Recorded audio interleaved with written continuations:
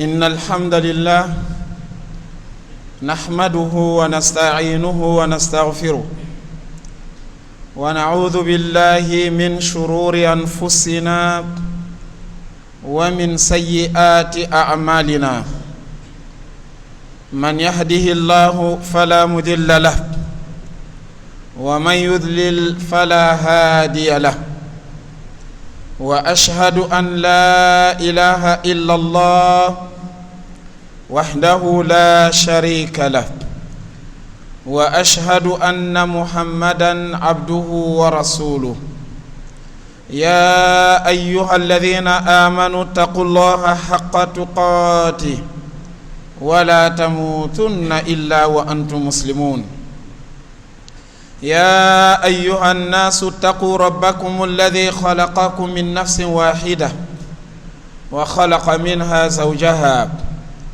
وبث منهما رجالا كثيرا ونساء واتقوا الله الذي تساءلون به والأرحام إن الله كان عليكم رقيبا يا أيها الذين آمنوا اتقوا الله وقولوا قولا سديدا يصلح لكم أعمالكم ويغفر لكم ذنوبكم ومن يطع الله ورسوله فقد فاز فوزا عظيما أما بعد فإن أصدق الحديث كتاب الله وخير الهدي هدي محمد صلى الله عليه وسلم وشر الأمور محدثاتها وكل محدثة بدعة وكل بدعة ضلالة ثم أما بعد فعن أم المؤمنين عائشة رضي الله تعالى عنها قالت كان رسول الله صلى الله عليه وسلم يصوم حتى نقول لا يفطر ويفطر حتى نقول لا يصوم وما رأيت رسول الله استكمل صيام شهر إلا رمضان وما رأيته أكثر صياما منه شعبان رواه الإمام البخاري ومسلم وفي رواية لمسلم فكان يصوم شعبان كله أو كان يصوم شعبان إلا قليلا وعن أسامة بن زيد رضي الله تعالى عنهما قال قلت يا رسول الله لم أرك تصوم من شهر من الشهور ما تصوم في شعبان فقال ذاك شهر يغفل الناس عنه وذاك شهر ترفع فيه الأعمال إلى رب العالمين وأحب أن يرفع عملي وأنا صائم رواه الإمام النسائي وصدق رسول الله صلى الله عليه وسلم فالله نسأل أن يجعلنا ممن يستمعون القول فيتبعون أحسنه وأن يجمعنا في الآخرة مع سيد الدعاة في مستقر رحمته وفي دار مقامته إنه ولي ذلك والقادر عليه. الحمد لله. Toute la louange et la gloire appartiennent à Allah. Nous le louons, nous le glorifions.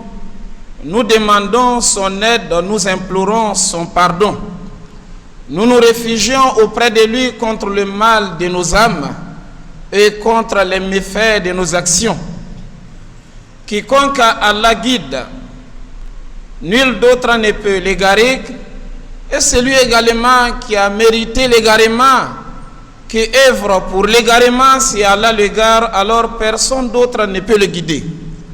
Nous attestons tous qu'il n'y a de divinité digne d'être adorée à part Allah, l'unique sans égal ni associé, et que le bien-aimé d'Allah, le fils de Abdullah, Muhammad sallallahu alayhi wa sallam, il est bel et bien l'envoyé d'Allah et son serviteur.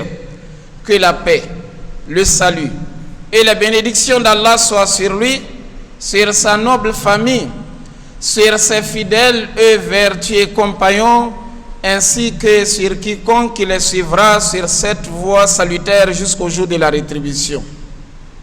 Cela étant, chers frères en islam, je vous invite ainsi que ma modeste personne à la crainte d'Allah.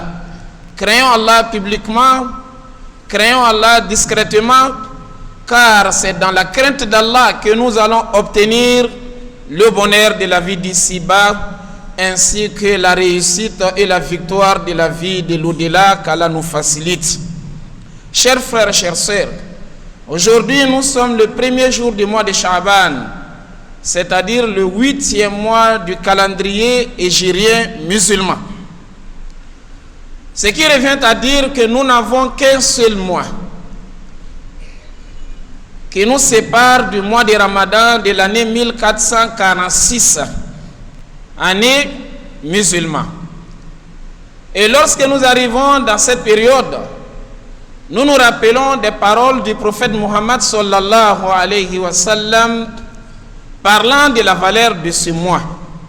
Le mois de Sha'ban, Aïcha radiallahu ta'ala anha, l'une des épouses du prophète Muhammad sallallahu alayhi wa sallam, l'une des mères des croyants, elle nous raconte que le messager d'Allah, il gênait souvent, jusqu'à eux, ses proches, se disaient peut-être il ne va plus cesser de gêner.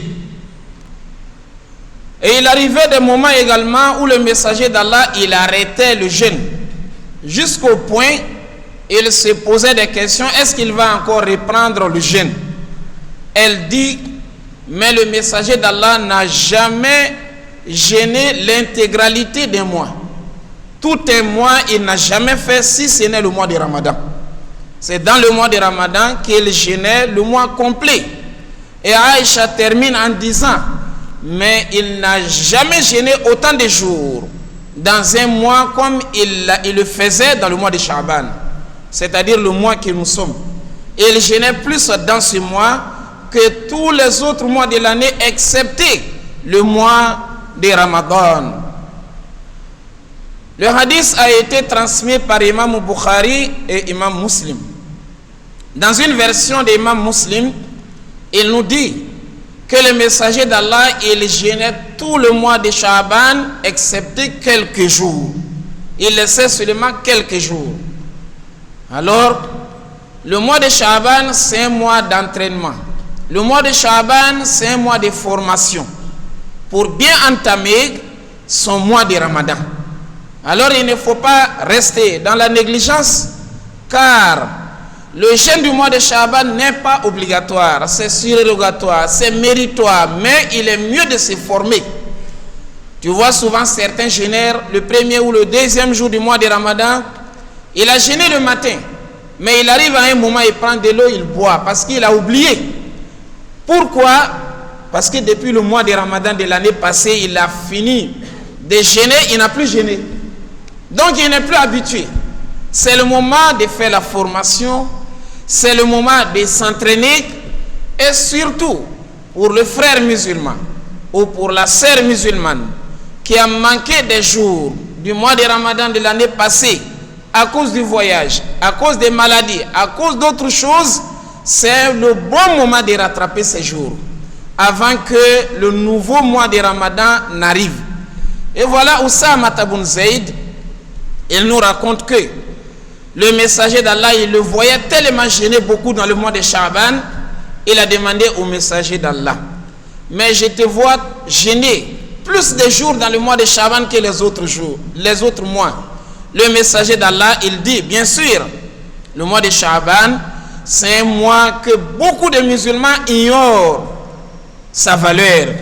Beaucoup de musulmans négligent sa valeur, car il est placé entre le mois de Rajab, qui est un mois sacré, et le mois de Ramadan, qui est le meilleur mois de l'année. Et le messager d'Allah, il continue en disant, c'est également dans le mois de Sha'ban que les œuvres annuelles sont montées vers Allah. Les œuvres annuelles sont montées vers Allah subhanahu wa ta'ala, le créateur et le maître de l'univers. Il dit, moi Muhammad sallallahu alayhi wa sallam, j'aimerais que lorsque mes œuvres seront présentées à Allah, ça trouve que je suis en jeûne.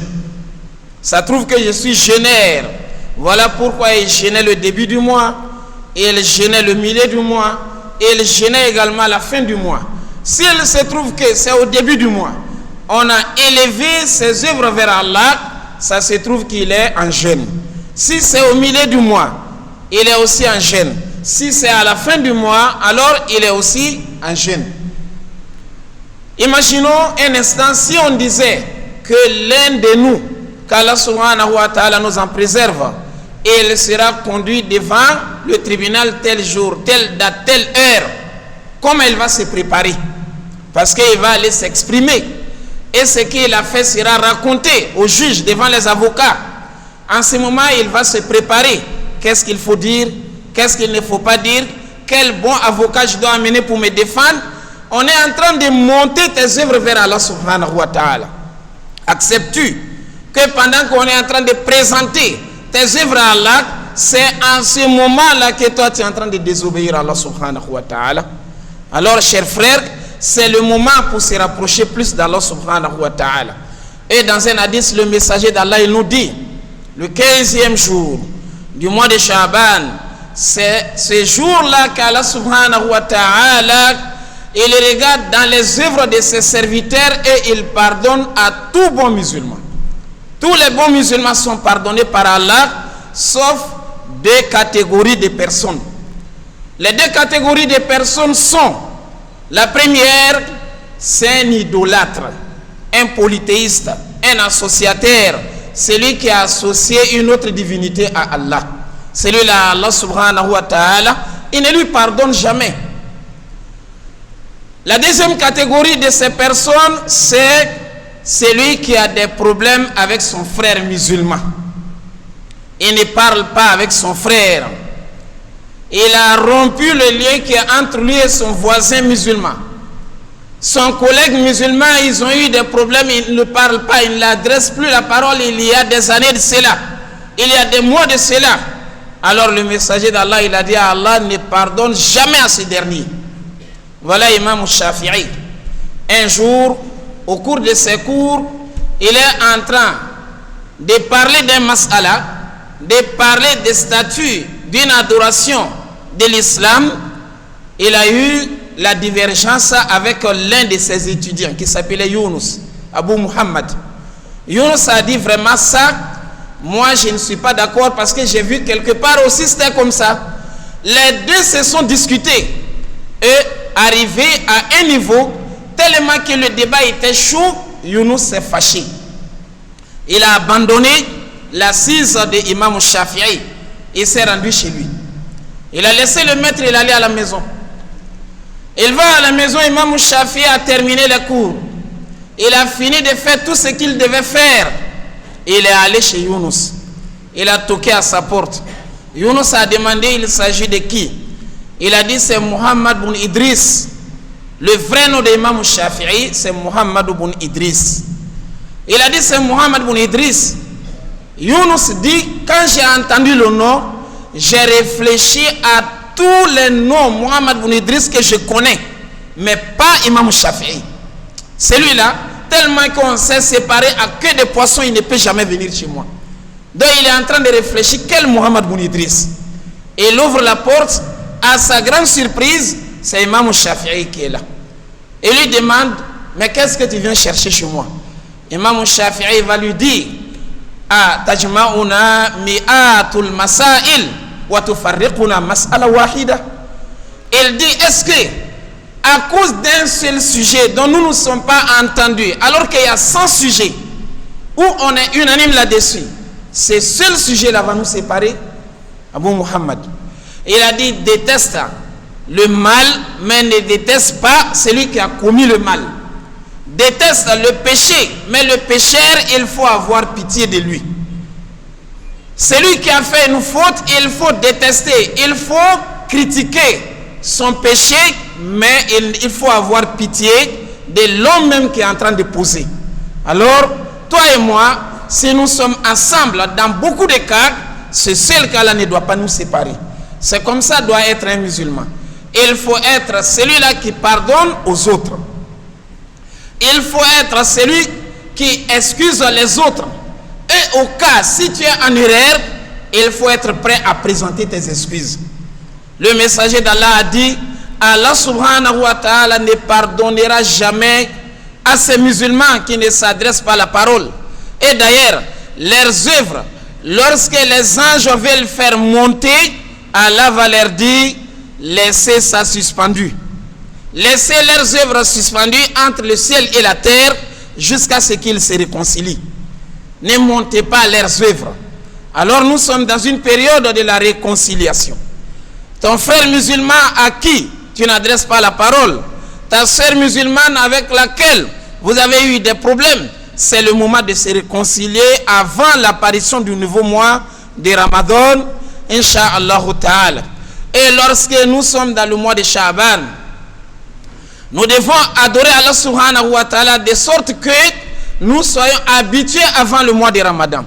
Les prières, il faut être régulier à la mosquée en tant qu'homme pour venir accomplir tes 5 prières obligatoires avec les musulmans, avec le groupe des musulmans. La zakat, si tu n'as pas eu à t'acquitter, il faut s'acquitter et conformément à la recommandation divine. Et Allah subhanahu wa ta'ala, s'il a fait de sorte que tu peux faire le sacrifice, fais plus ça avant l'arrivée du mois de Ramadan.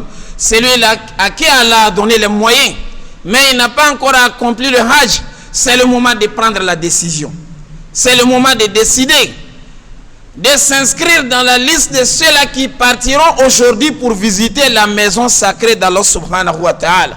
Le jeûne également, il faut jeûner plus pour être formé avant l'arrivée du mois de Ramadan. Et celui, il y a longtemps, il n'a pas visité ses proches parents. Arrange-toi pour aller les rendre visite. Envoie les messages de WhatsApp. Envoie les messages à tes frères, à tes parents, à tes proches parents. C'est le moment de se réconcilier avant que le mois béni du Ramadan ne puisse arriver, chers frères en islam. أقول قولي هذا وأستغفر الله لي ولكم ولكافة المسلمين من كل ذنب فاستغفروه إنه هو الغفور الرحيم.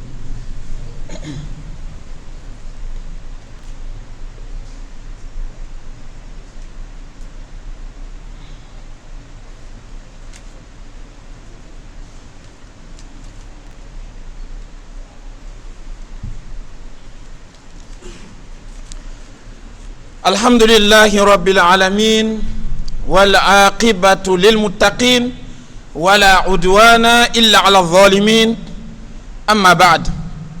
Chers frères en islam, il est grand temps que nous puissions nous rapprocher de nos parents. Le messager d'Allah, la paix et la bénédiction d'Allah soit sur lui, en parlant des signes de l'approche de la fin du monde, il a dit inna min amarati sa'a Mautul Faj'a ou Mautul Fuja'a. Le messager d'Allah a dit parmi les signes de l'approche de la fin du monde, il y a les morts subites. Tu étais avec quelqu'un, maintenant vous vous séparez, après quelques instants on te dit qu'un tel est mort. Et lorsque le messager d'Allah il parlait de cela, il y a 1400 et quelques années maintenant, du temps où le messager d'Allah a parlé de ça. Mais nous témoignons cela aujourd'hui. Les morts subites ne font que se multiplier à travers les accidents. Les morts subites, il arrive souvent des morts, il est même difficile de croire. Un joueur en pleine forme, dans sa jeunesse, il n'est pas malade, il n'est pas vieux. Il est en train de jouer ses 90 minutes de match. En plein match, il tombe. Voilà, c'est la mort.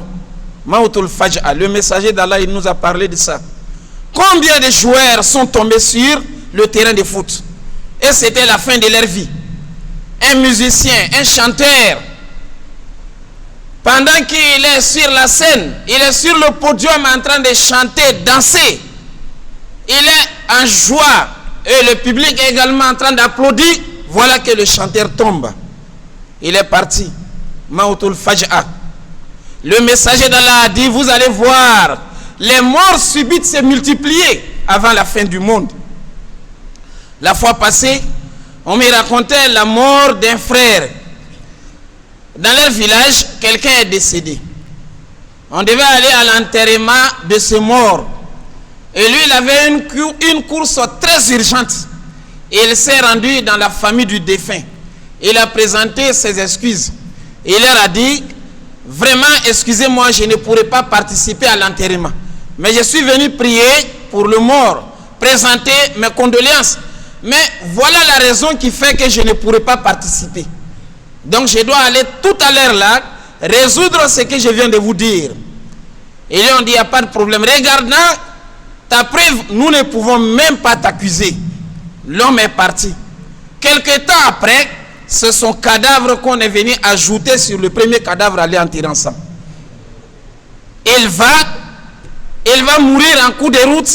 Il a été ramené mort, ajouté sur le premier cadavre, les deux ont été enterrés ensemble. Alors, chers frères en islam, avant, si la mort arrivait à quelqu'un, dans la plupart des cas, il y avait quand même des symptômes, il y avait quand même des signes qui montraient qu'un tel va mourir. Ça permettait même au candidat à la mort de se préparer. De se préparer dans le sens, il va se repentir du mal qu'il était en train de faire. Il va également demander le pardon d'Allah et il va s'adresser à ses proches. Voilà, si je mourais, mon fils un tel, j'aimerais que vous puissiez le placer là. Si je mourais, mon frère un tel, j'aimerais que vous lui donnez ça. Ma maison qui est de l'autre côté, j'aimerais que vous faites comme ça. Il faisait le testament. La plupart des cas, dans les morts d'avant, c'était comme ça. Même s'il y avait des morts subites. Mais aujourd'hui, la plupart des cas, c'est des morts subites.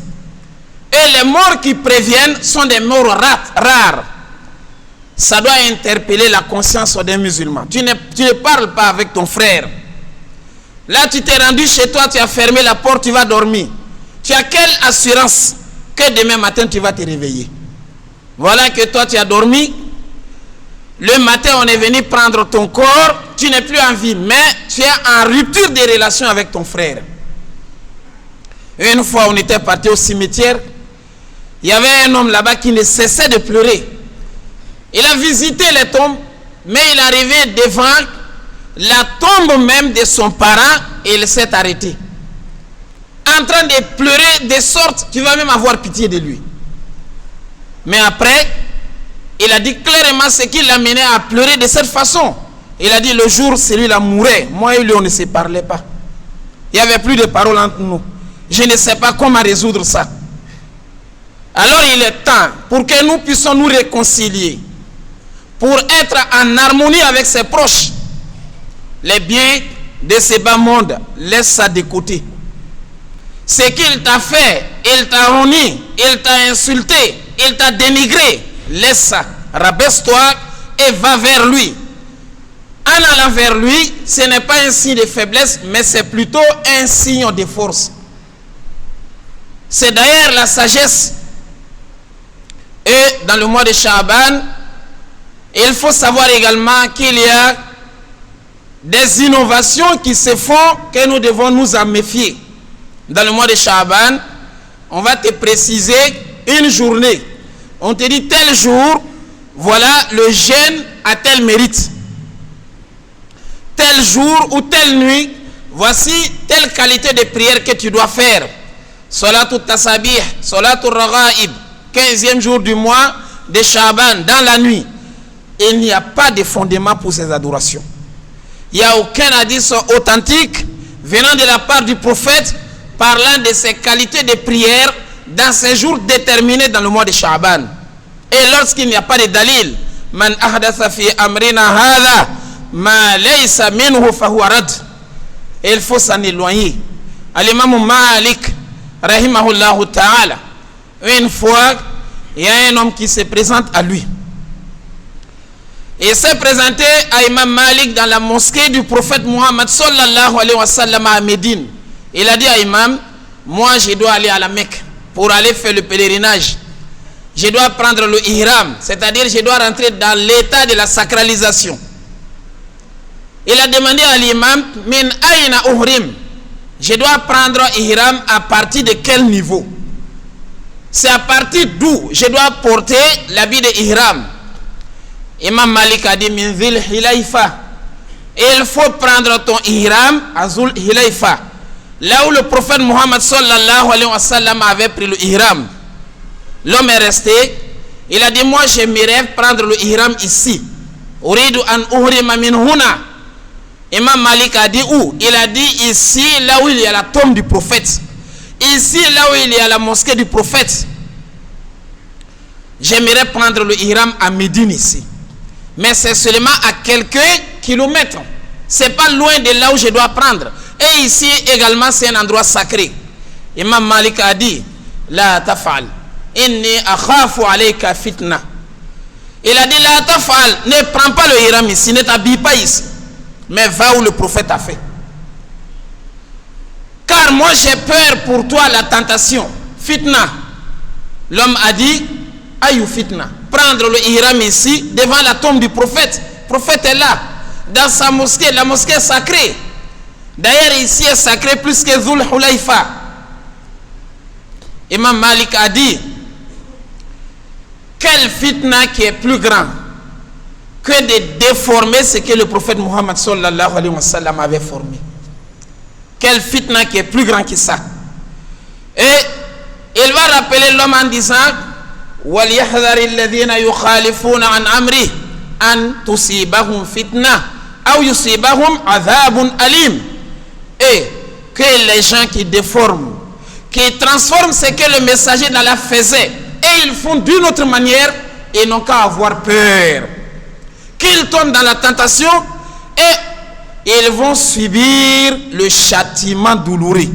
Imam Malik a dit, ne prends pas le ihram ici. Alors que quand on prend le ihram à Médine, on a plus de distance à marcher avec ihram. Celui-là qui va aller prendre devant, il a moins de distance. Quand on prend à Médine à la mosquée elle est sacrée, la tombe du prophète est là, mais la religion n'est pas imagination. Mais la religion, c'est les preuves, les dalils. Le prophète a fait comme ça, je dois faire comme ça. Donc, si on arrive dans le mois de Sha'ban, jeûner le 15e jour, c'est une bonne chose. Car le 15e jour fait partie de Ayyamul Bid. Jeûner tous les jours que tu veux dans le mois de Sha'ban, il n'y a pas de problème. Mais, formuler des prières spécifiques à des nuits spéciales. Les nuits là arrivent, tu les fais. Ça, il n'y a pas de dalil, chers frères en islam. Alors nous devons nous en éloigner, Inch'Allah ta'ala. Nous demandons à Allah subhanahu wa ta'ala que le mois de Ramadan qui nous arrive à grands pas, que ça nous trouve dans les bonnes conditions. Qu'Allah subhanahu wa ta'ala nous facilite la meilleure façon de l'adorer au cours du mois de Ramadan de cette année et les mois de Ramadan à venir. Qu'Allah subhanahu wa ta'ala nous montre plusieurs mois de Ramadan et c'est parmi nos frères et sœurs qui n'ont pas eu la chance de voir ce temps-là ou de voir le mois de Ramadan, qu'Allah les pardonne, qu'Allah les accueille dans son paradis. Qu'Allah subhanahu wa ta'ala bénisse nos enfants, qu'ils fassent d'eux le relais de cette religion. Et les troubles qui sont partout au monde, à travers des guerres, à travers des accidents, nous demandons à Allah de protéger les musulmans. Qu'Allah préserve les biens des musulmans. Qu'Allah préserve les familles des musulmans. Qu'Allah préserve la religion des musulmans. Et qu'Allah subhanahu wa ta'ala fortifie la religion de l'islam et affaiblisse la mécréance et les mécréants. Allahumma la tada' lana fi hadha al-majma' al-mubarak dhanban illa ghafarta wala 'ayban illa satarta wala daynan illa qadayta wala hamman illa farajta wala maridan illa shafaita wala mayyitan illa rahimta wala faqiran illa aghnayta wala ghaiban illa radatta ولا جاهلا إلا علمته ولا حاجة من حوائج الدنيا والآخرة هي لك رضا ولنا فيها صلاح إلا أعنتنا في قضائها يا رب العالمين ويا أرحم الراحمين. اللهم يا فارج الهم فرج همومنا ويا كاشف الغم اكشف غمومنا ويا مجيب دعوات المضطرين اجب دعواتنا ويا رحمن الدنيا والآخرة ورحيمهما أنت ترحمنا فارحمنا برحمة تغنينا بها عن رحمتنا من سواك. اللهم اكفنا بحلالك عن حرامك واغننا بفضلك عمن سواك. اللهم صل وسلم وبارك وأكرم ومجد على محمد وعلى آل محمد كما صليت وسلمت وباركت وأكرمت ومجدت على إبراهيم وعلى آل إبراهيم في العالمين إنك حميد مجيد. سبحان ربك رب العزة عما يصفون والسلام على المرسلين والحمد لله رب العالمين. قوموا إلى صلاتكم.